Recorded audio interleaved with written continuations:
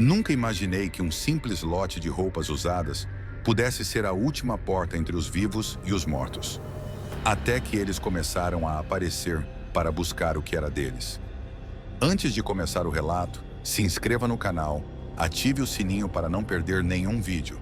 Escreva nos comentários de onde você é e que dia está vendo esse vídeo. Agora, aproveite sua sessão de terror preferida. Nunca acreditei em fantasmas. Até a noite em que um vestido antigo veio me chamar pelo nome. Trabalho em um brechó numa rua meio esquecida da cidade, onde o tempo parece ter parado, junto com as coisas que a gente tenta reviver ali dentro. Meu nome é Rafael e minha rotina era simples. Abrir a loja, ajeitar as araras, conversar com os clientes e fechar com o caixa certo, todo santo dia. Cresci ouvindo histórias dos meus avós sobre o respeito às coisas antigas, sobre como cada objeto carrega a energia de quem já o usou. Meu avô dizia que roupas velhas guardam um pedaço da alma da pessoa que as vestiu. Eu ria, claro. Coisa de gente do interior, superstição para espantar a tristeza. Naquela tarde, recebi uma doação estranha. Um lote grande embalado às pressas, sem remetente, só um bilhete curto. Para quem precisa de histórias. As roupas pareciam comuns demais. Camisas, vestidos, chapéus, alguns objetos pequenos. Um relógio de bolso, um espelho quebrado, um colar meio enferrujado. Nada que chamasse atenção. Foi estranho, porém, como se elas estivessem pedindo para ser vistas. No dia seguinte, começaram a aparecer. Clientes diferentes, pálidos, silenciosos, com roupas que pareciam saídas de um tempo que eu não sabia muito bem definir. Eles não falavam muito e só pediam por aquelas peças. Não por outras, só aquelas do lote. Quando eles estavam na loja, percebia coisas estranhas. As luzes piscavam, o espelho na parede ficava embaçado, o relógio da prateleira parava de funcionar. Achei que fosse problema elétrico, mas tudo parecia se alinhar só quando eles entravam. Eles pagavam com dinheiro ou cartão, mas quando eu conferia no caixa ou no banco, não havia nada lá, nenhuma entrada. Como se aquela compra não tivesse acontecido. E ainda assim as peças sumiam das prateleiras. Eu não entendia nada, só sentia um peso, uma sensação fria como se tivesse quebrado uma regra invisível. Mas a pergunta que não saía da minha cabeça era: quem eram essas pessoas e por que só queriam aquelas roupas? E o que exatamente eu tinha em mãos afinal? Aos poucos aquela dúvida foi se transformando em uma inquietação quase insuportável. Quem eram aqueles clientes estranhos? Por que só eles procuravam aquelas roupas e objetos? Comecei a prestar mais atenção em cada detalhe, tentando achar uma pista. Uma noite, enquanto fechava a loja, resolvi pegar o relógio de bolso que veio na doação. Ele era bonito, antigo, com um detalhe gravado na tampa. Era o último item do lote que ainda restava na prateleira. No instante em que eu peguei, uma sensação estranha passou pela minha pele, como se um sussurro fraco estivesse bem perto do meu ouvido, mas não havia ninguém. Não dei muita atenção, achei que o cansaço estava falando mais alto. No dia seguinte, a primeira dessas pessoas apareceu novamente. Ela era diferente das outras, embora parecesse igual. A pele pálida, olhos fundos, roupas que pareciam de um século passado, tudo muito silencioso e parado, como se fosse uma figura presa no tempo. Pediu o relógio de bolso. Ao receber o objeto, ele simplesmente desapareceu das minhas mãos, como se tivesse se dissolvido no ar. A energia no ambiente mudou e as luzes da loja começaram a piscar descontroladamente. O relógio na parede parou de funcionar. O espelho ficou totalmente embaçado e por um instante vi meu próprio reflexo distorcido, com olhos escuros e fundo, sem vida. Fui atrás do cliente, mas ele já tinha sumido. Tentei olhar no sistema de câmeras, mas as gravações daquele dia estavam corrompidas, como se alguém tivesse apagado as imagens. Senti um frio na espinha que nunca tinha sentido antes.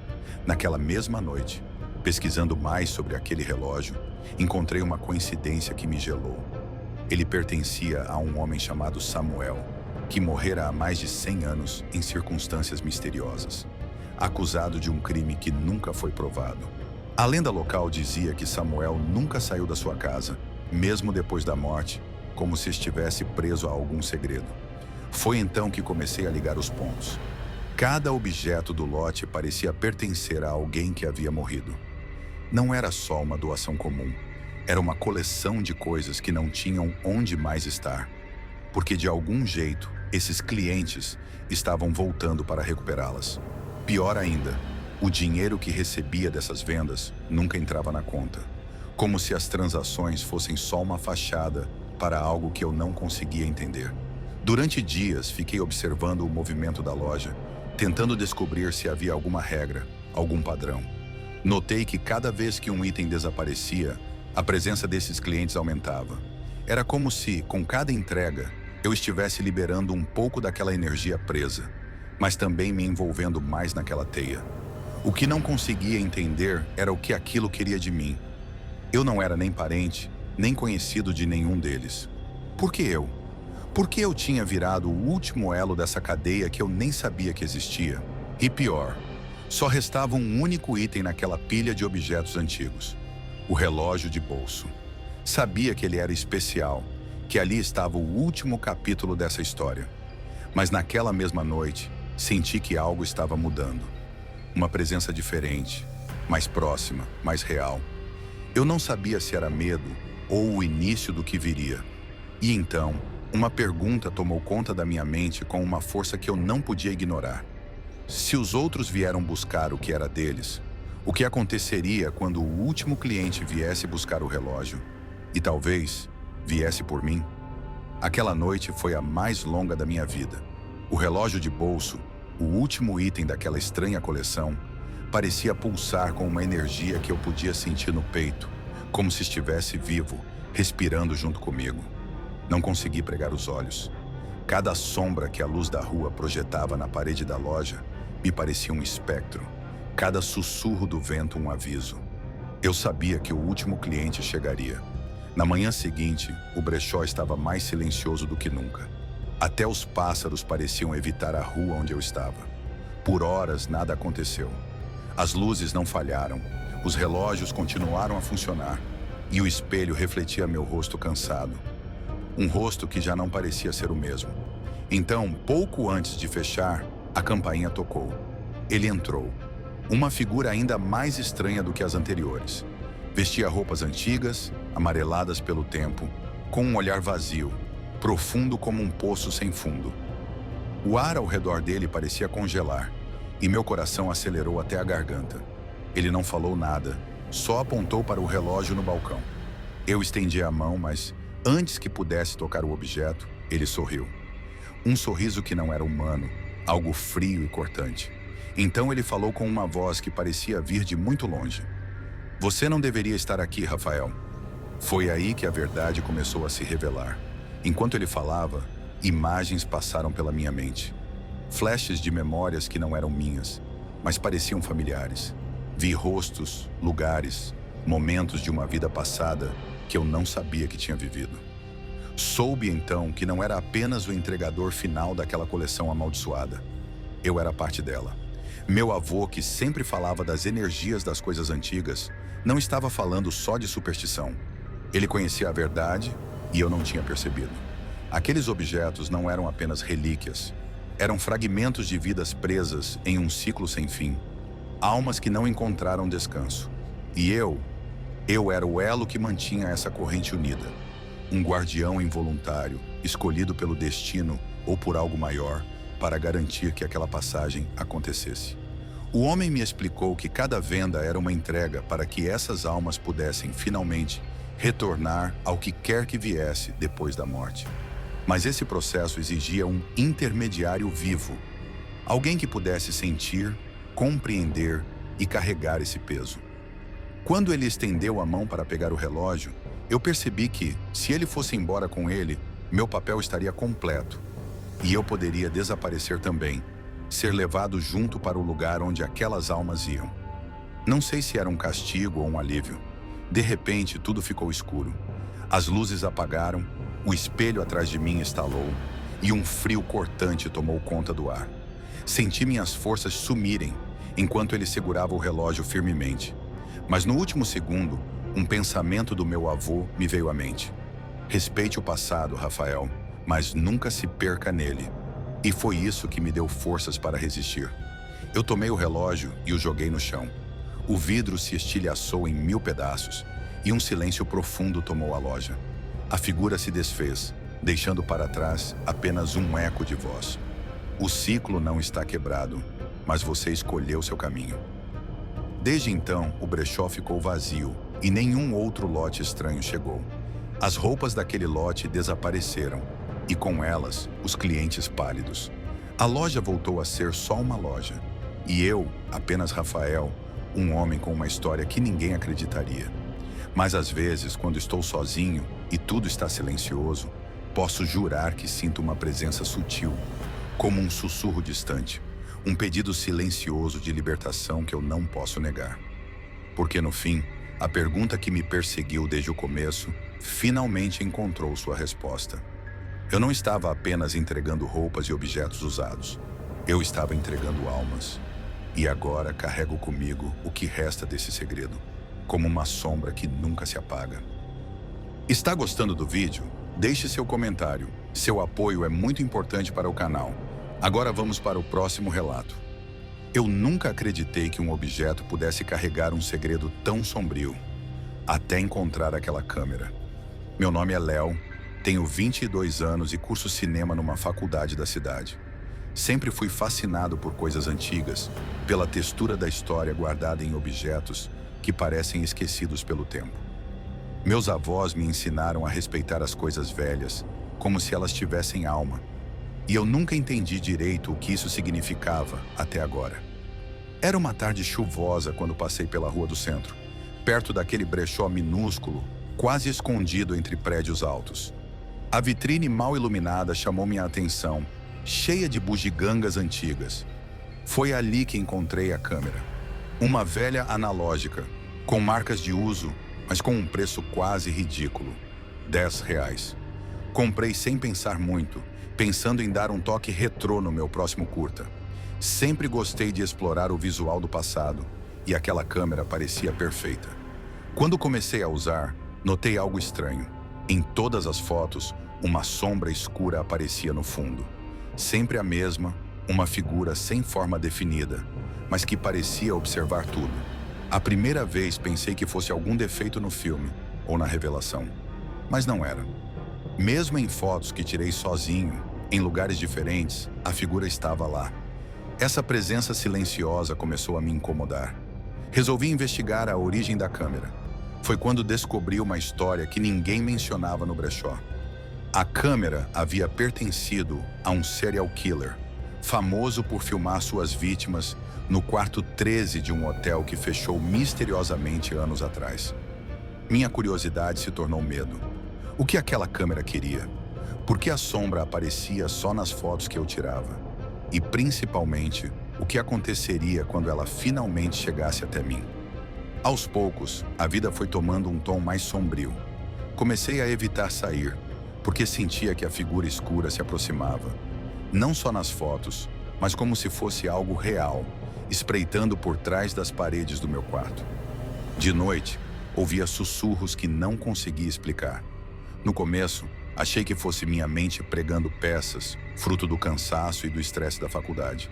Mas era diferente.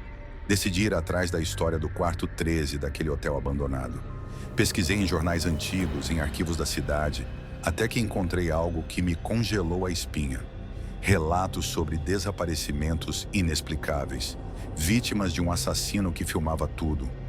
Uma espécie de ritual macabro. Quando descobri onde ficava o hotel, resolvi ir lá. Era uma construção enorme, coberta por grafites com janelas quebradas e portas caídas.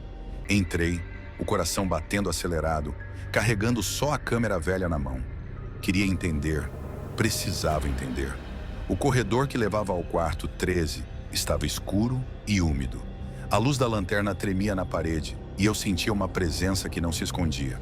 Abri a porta rangendo e o ar frio entrou como se viesse de um abismo.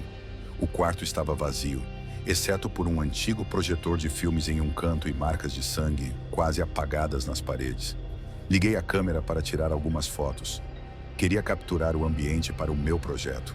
Foi quando a figura apareceu mais próxima do que nunca, na fotografia e na realidade. Eu não conseguia ver nada com os olhos, mas na foto, a sombra estava enorme, quase preenchendo todo o quadro. Comecei a perceber que aquela entidade não estava presa à câmera. Ela usava a câmera como uma porta, um meio de se aproximar de mim. E cada foto que eu tirava fazia a sombra avançar um pouco mais na minha vida. Voltei para casa assustado, tentando desligar a câmera.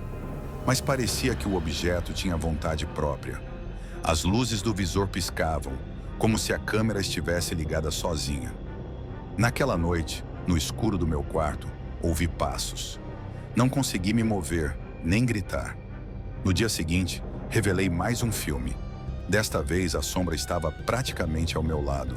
E no reflexo do vidro da câmera, pude jurar que vi um rosto pálido, olhos vazios, me encarando. Comecei a perceber que tudo o que aprendi com meus avós sobre respeitar os objetos antigos e as histórias que eles carregam não era só uma superstição, era um aviso. Mas o que exatamente aquele homem, o assassino, queria com essas filmagens? Por que usava a câmera para eternizar suas vítimas? E, mais importante, o que ele esperava ao me entregar, mesmo que indiretamente, aquela câmera amaldiçoada? Naquele ponto, eu já não sabia mais se estava lutando contra algo real ou contra a minha própria sanidade. As sombras não se limitavam mais às fotos. Sentia que invadiam meus sonhos, meus pensamentos, minhas memórias. Decidi voltar ao hotel mais uma vez. Precisava encontrar respostas, nem que fosse para me convencer de que tudo aquilo não passava de uma loucura. Cheguei ao quarto 13 com o coração acelerado. Desta vez trouxe comigo um velho caderno que encontrei num sebo, onde estava registrado o diário do serial killer. Ou melhor, o que parecia ser o diário dele. Folhas amareladas, escritas em letra trêmula, relatavam as filmagens, os momentos antes de cada crime e algo ainda mais perturbador. A crença de que a câmera não apenas registrava a vida, mas capturava a essência das vítimas, prendia suas almas numa espécie de limbo visual.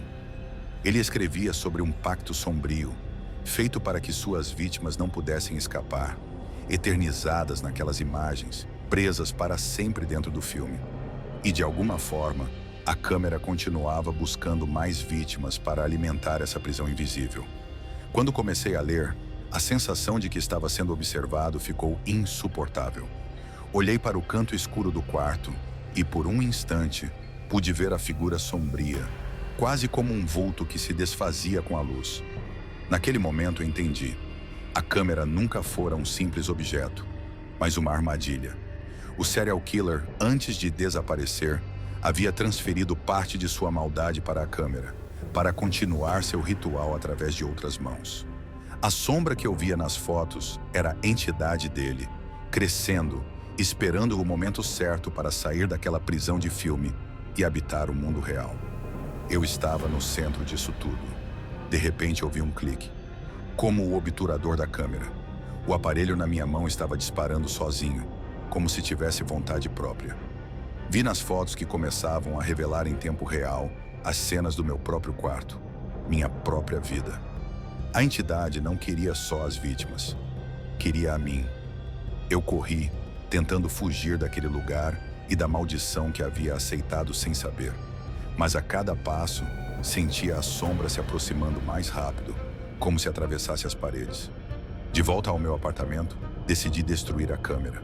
Joguei-a contra o chão, esmaguei o corpo metálico, mas a câmera continuava funcionando, soltando flashes de luz sem parar. Foi aí que percebi a última verdade. Não era o objeto que tinha poder, mas a história, o medo e a conexão que eu tinha com ele. A entidade vivia em mim, alimentada pelo medo e pelo silêncio.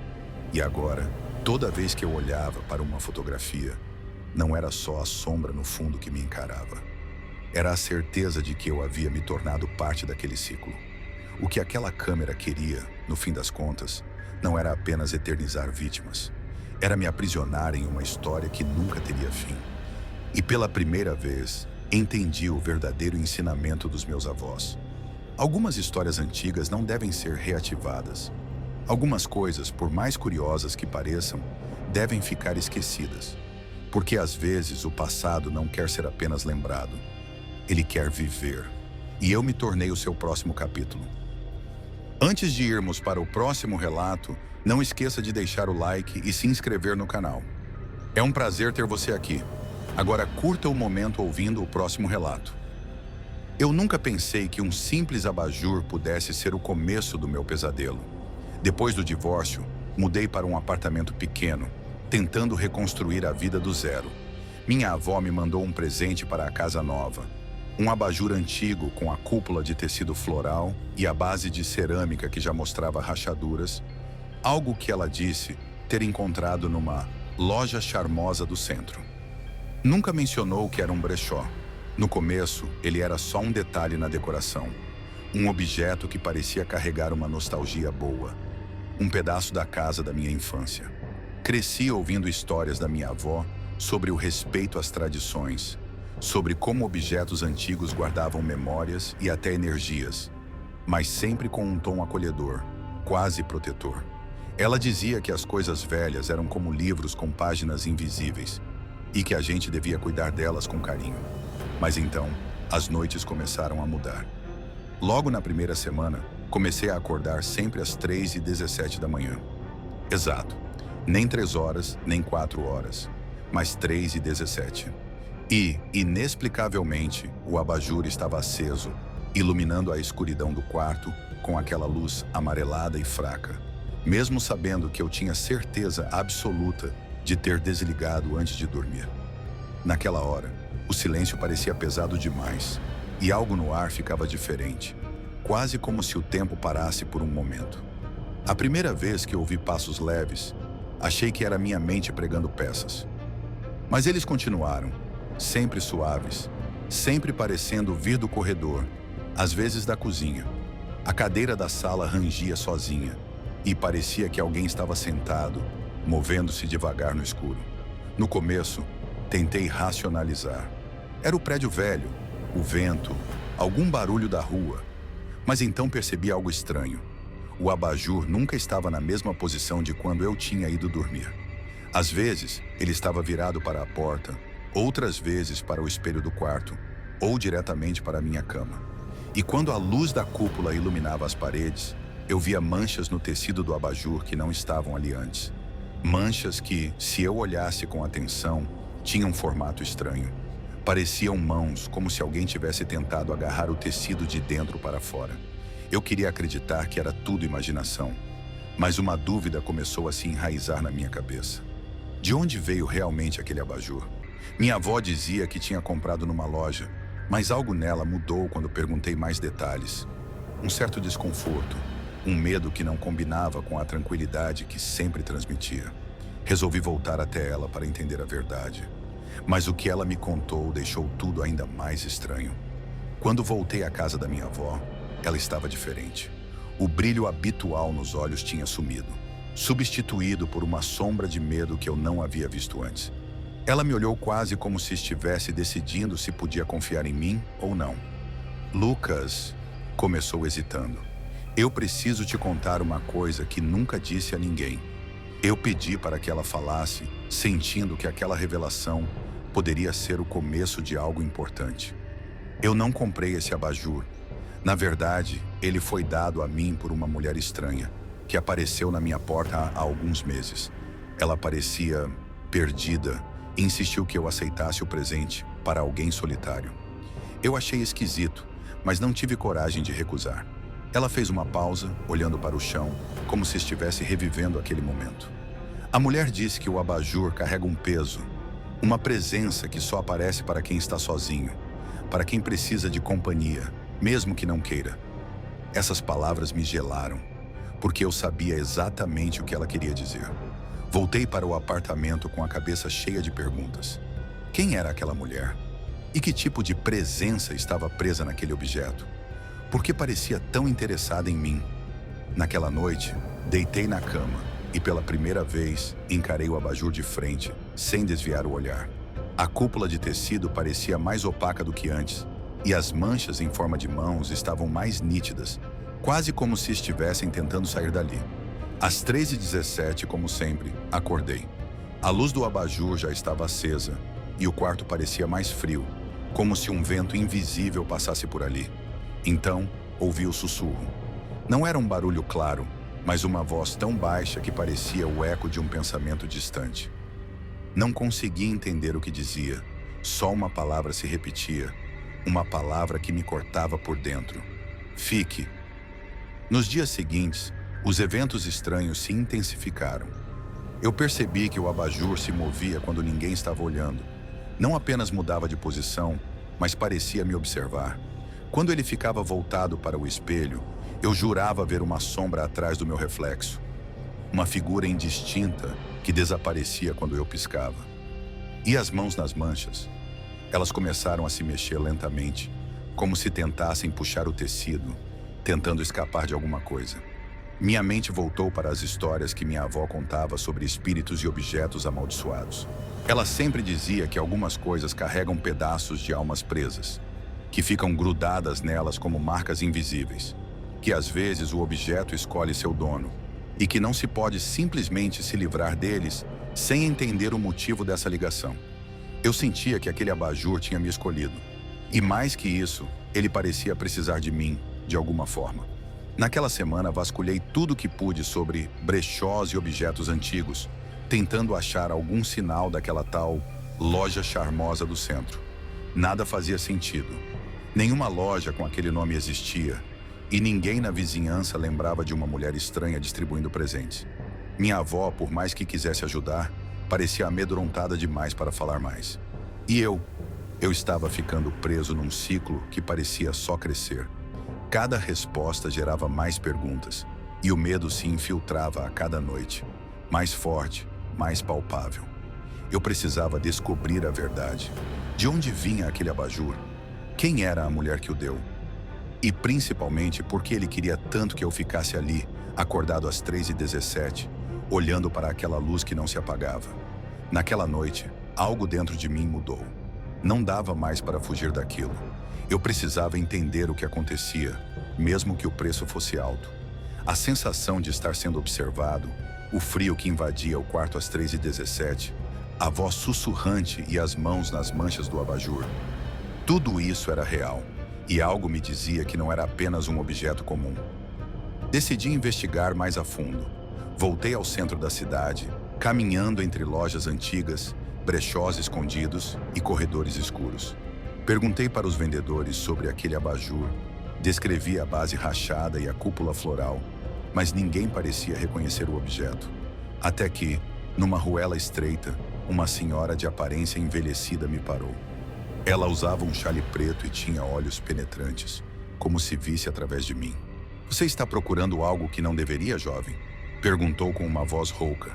Falei sobre o abajur, sobre o presente da minha avó e sobre a mulher estranha. A senhora me olhou sério e falou: "Esse abajur pertence a uma linhagem antiga de objetos amaldiçoados. Ele não carrega apenas memórias. Ele aprisiona pedaços de almas perdidas, aquelas que se recusam a partir."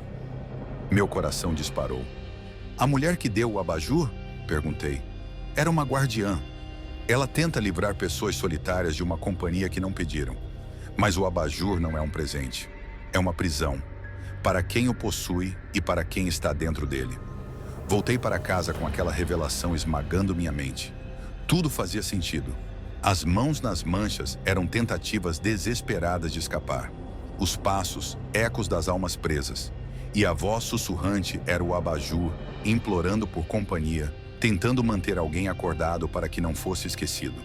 Naquela mesma noite, às 3h17, eu me preparei para enfrentar o que quer que estivesse ali. Fiquei encarando o abajur, esperando que a luz acendesse sozinha e que as mãos aparecessem no tecido. Quando isso aconteceu, respirei fundo e falei em voz alta: "Quem está aí? O que quer de mim?" A resposta veio num sussurro que se tornou uma voz clara, trêmula. "Liberdade, companhia, não queremos ser esquecidos." Foi quando eu entendi que o abajur não só queria minha atenção, ele queria que eu ficasse preso ali com aquelas almas, eternamente acordado, eternamente solitário. Com um esforço que não sabia ter, peguei o abajur e o levei para fora do apartamento, decidido a destruí-lo. Mas antes que eu pudesse fazer qualquer coisa, senti um aperto no meu peito. uma presença tentando me puxar para dentro da luz amarelada. Lembrei das histórias da minha avó, do cuidado com objetos antigos e do respeito que se deve ter para quebrar maldições. Em vez de destruí-lo, decidi seguir outro caminho. Levei o abajur de volta para minha avó, pedi ajuda e juntos fizemos um ritual simples que ela aprendeu com os antepassados. Palavras antigas, uma vela e a promessa de nunca mais deixar a solidão tomar conta. Quando a luz finalmente se apagou naquela noite, o silêncio voltou ao apartamento. As mãos desapareceram do tecido e o frio sumiu. Eu ainda acordo às vezes às 3h17, mas não tem mais o abajur aceso. Só o eco de uma história que me ensinou que algumas solidões são presas e que para se libertar é preciso coragem para encarar o desconhecido. E a pergunta que me assombrou desde o começo: por que o abajur parecia tão interessado em quem estava dormindo no quarto? Finalmente encontrou resposta. Ele não queria apenas companhia. Ele precisava de alguém para dividir a prisão que carregava, alguém para lembrar das almas que, de outro modo, seriam esquecidas para sempre. Algumas histórias nunca têm respostas claras, e talvez seja isso que mais assuste. Para ouvir mais histórias como essa, inscreva-se no canal, curta o vídeo e prepare-se para o próximo relato.